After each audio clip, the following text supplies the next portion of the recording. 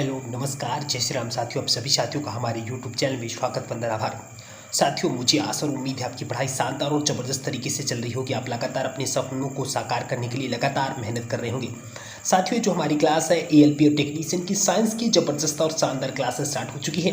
साथियों, जो practice test है ये आपके एग्जाम के दृष्टिकोण से काफ़ी ज़्यादा महत्वपूर्ण है, क्योंकि जून में एग्ज़ाम शुरू होने वाले हैं। उसके लिए जो क्लास होने वाली है बहुत ही महत्वपूर्ण क्लास स्टार्ट हो रही है। इसमें हम बहुत सारे ऐसे इंपॉर्टेंट क्वेश्चन कराएंगे जो प्रीवियस ईयर में ऐसे क्वेश्चन पूछे जा चुके हैं, और इसमें वन लाइनर क्वेश्चन भी हमने इंक्लूड किए हैं और ऑब्जेक्टिव क्वेश्चन भी इंक्लूड किए हैं, जिससे ये क्लास और भी ज़्यादा महत्वपूर्ण बन जाती है। चलिए क्लास को स्टार्ट करते हैं शानदार और ज़बरदस्त तरीके से जज्बा और जुनून के साथ शानदार क्लास को स्टार्ट करते हैं। आपके सामने पहला प्रश्न है आज की क्लास का कि सूती और ऊनी रेशों में अंतर ज्ञात किया जा सकता है। जी हाँ साथियों, यदि आपको कोई बोल दे कि सूती और ऊनी रेशों में आप अंतर कैसे ज्ञात कर सकते हैं, तो ऑप्शन ए है छूकर या जलाकर, या ऑप्शन सी बोलता है NaOH से क्रिया करा के, या H2SO4 से क्रिया करा के। तो साथियों क्या ध्यान देना है कि सूती और ऊनी रेशों में अंतर ज्ञात किया जा सकता है। कैसे ज्ञात किया जा सकता है साथियों? जब उनको हम जलाएंगे तभी हम उनमें अंतर समझ में आएगा। तो ऑप्शन बी हमारे इस प्रश्न का राइट आंसर हो जाएगा। सूती और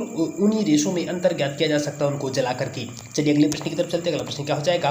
बर्फ पर। जी हाँ साथियों, बहुत ही महत्वपूर्ण प्रश्न की बर्फ पर दाब बढ़ाने से उसका गलनांक। जी हाँ साथियों, यदि हम बर्फ का दाब बढ़ा देते हैं तो उसका गलनांक क्या हो जाएगा? घट जाएगा, बढ़ जाएगा, अपवर्तित रहेगा, ये शून्य हो जाएगा। तो साथियों बर्फ पर दाब बढ़ाने से उसका गलनांक क्या हो जाता है? गलनांक घट जाता है। जितना ज़्यादा आप दाब बढ़ाएंगे उसका गलनांक घट जाएगा। ऑप्शन ए हमारे इस प्रश्न का राइट आंसर हो जाएगा। अगले प्रश्न की तरफ चलते हैं। अगला प्रश्न क्या हो जाएगा? अगला प्रश्न है कि गर्मियों में सफ़ेद कपड़े क्यों पहने जाते हैं। जी हाँ साथियों, गर्मियों में सफ़ेद कपड़े क्यों पहने जाते हैं? आपके ऑप्शन है ऊष्मा के बुरे अवशोषक हैं, या सस्ते होते हैं, या आकर्षक होते हैं, या इनमें से कोई नहीं। तो साथियों गर्मियों में सफ़ेद कपड़े क्यों पहने जाते हैं? तो हमारे इस प्रश्न का राइट आंसर हो जाएगा क्योंकि ऊष्मा के यह बुरे अवशोषक होते हैं। जो गर्मियों में सफ़ेद कपड़े होते हैं या ऊष्मा के बुरे अवशोषक होते हैं। तो ऑप्शन ए हमारे इस प्रश्न का राइट आंसर हो जाएगा। अगला प्रश्न क्या है साथियों? निम्नलिखित में से कौन, हमारा प्रश्न क्या है कि निम्नलिखित में से कौन सा गलत कथन, इनमें से कौन सा गलत कथन है? लोहा पानी में डूब जाता है,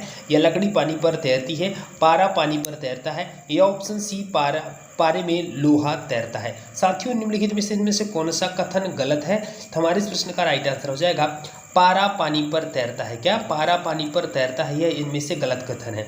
ठीक है, पारा पानी पर डूब जाता है। हमारा प्रश्न क्या है? लोहा पानी में डूब जाता है, लकड़ी पानी पर तैरती है, पारा जो है लोहा में तैरता है, लेकिन पारा पानी पर नहीं तैरता है। ठीक है, ऑप्शन सी हमारे इस प्रश्न का राइट आंसर हो जाएगा। ध्यान रखिएगा इसमें गलत कथन कौन सा है? ऑप्शन सी इसमें से गलत कथन है। ठीक है, अगला प्रश्न क्या, अगले प्रश्न की तरफ चलते हैं।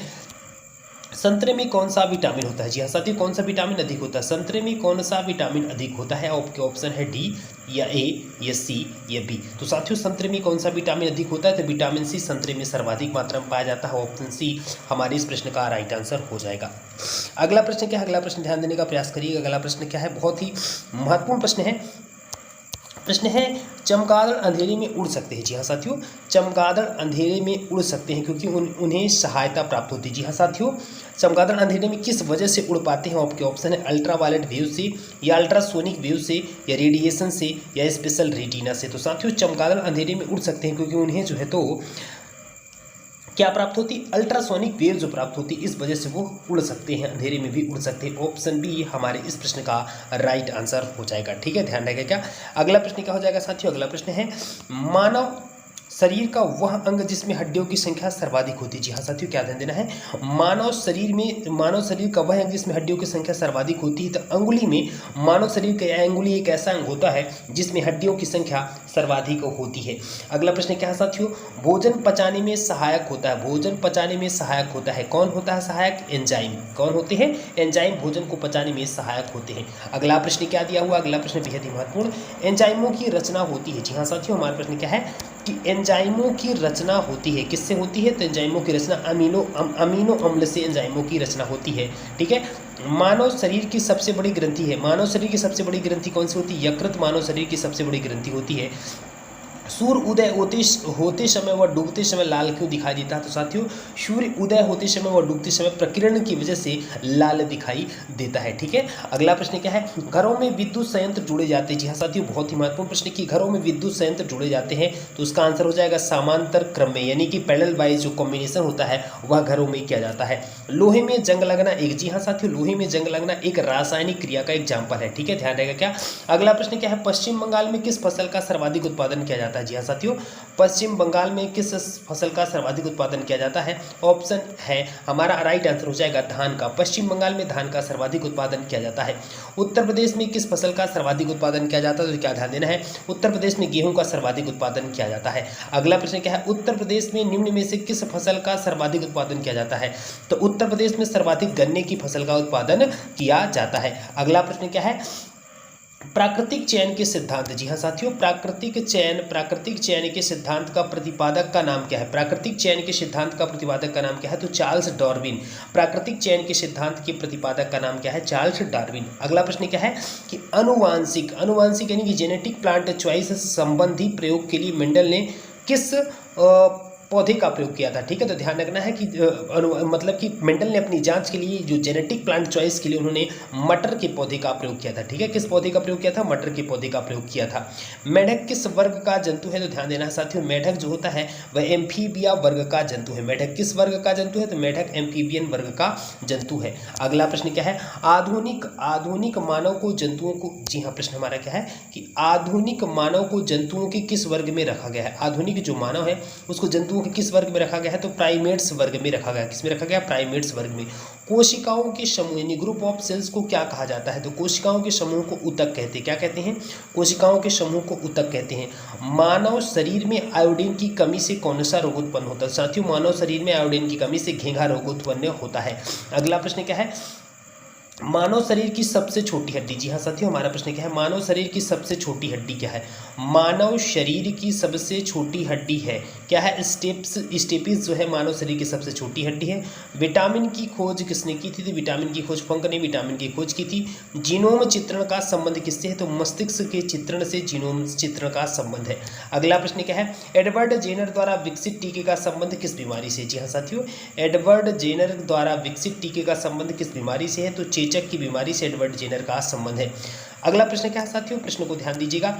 एल्यूमिनियम किस खनिज से प्राप्त की जाती है? जी हाँ, एल्यूमिनियम को किस खनिज से प्राप्त किया जाता है? मोनासाइट से, एंथ्रेसाइट से, बॉक्साइट से या थोरियम। तो साथियों एल्यूमिनियम जो खनिज होता है उसको हम किससे प्राप्त करते हैं? बॉक्साइट से एल्यूमिनियम खनिज को प्राप्त किया जाता है। ऑप्शन सी हमारे इस प्रश्न का राइट आंसर हो जाएगा। अगला प्रश्न क्या है साथियों?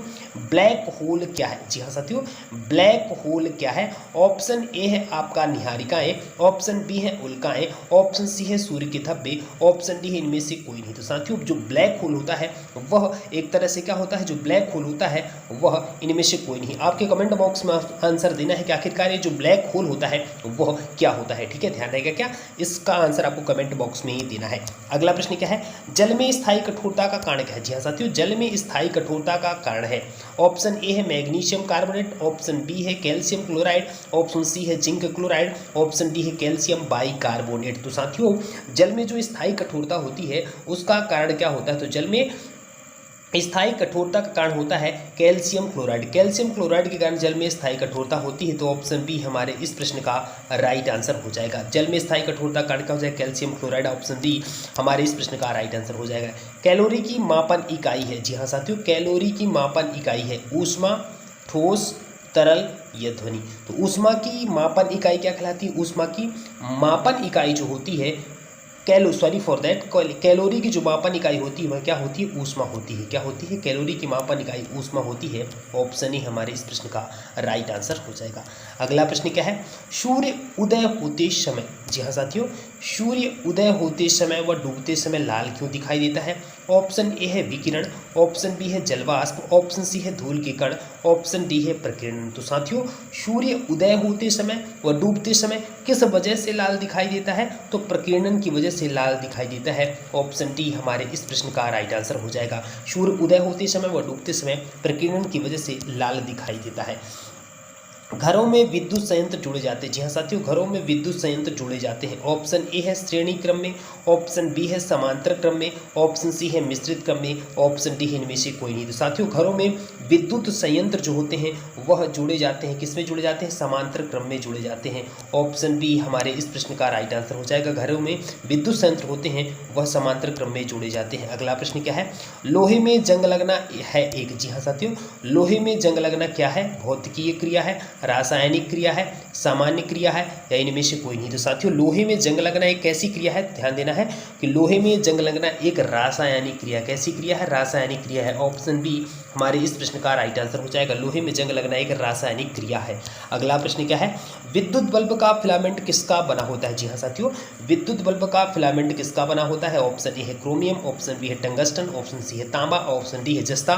तो साथियों विद्युत बल्ब का जो फिलामेंट होता है वह टंगस्टन का बना होता है। किससे बना होता है? टंगस्टन का बना होता है। ऑप्शन बी हमारे इस प्रश्न का राइट आंसर हो जाएगा। विद्युत बल्ब का फिलामेंट टंगस्टन का बना होता है। अगला प्रश्न क्या है? केतली में पानी का गर्म होना उदाहरण है। जी हाँ, बहुत ही महत्वपूर्ण प्रश्न क्या है कि केतली में पानी का गर्म होना किसका उदाहरण है? चालन यानी कंडक्शन का, या संवहन यानी कन्वेक्शन का, विकिरण यानी रेडिएशन का, या संग्रहण कंडेंसेशन का। तो साथियों केतली में पानी का जो गर्म होना वह उदाहरण किसका कहलाता है? संवहन का उदाहरण कहलाता है, यानी कन्वेक्शन का। केतली में पानी का गर्म होना किसका उदाहरण कहलाता है? कन्वेक्शन का उदाहरण कहलाता है। ऑप्शन बी हमारे इस प्रश्न का राइट आंसर हो जाएगा। साथियों ये थे आज के शानदार जबरदस्त महत्वपूर्ण प्रश्न जो आपके एग्जाम के दृष्टिकोण से काफ़ी ज़्यादा महत्वपूर्ण है।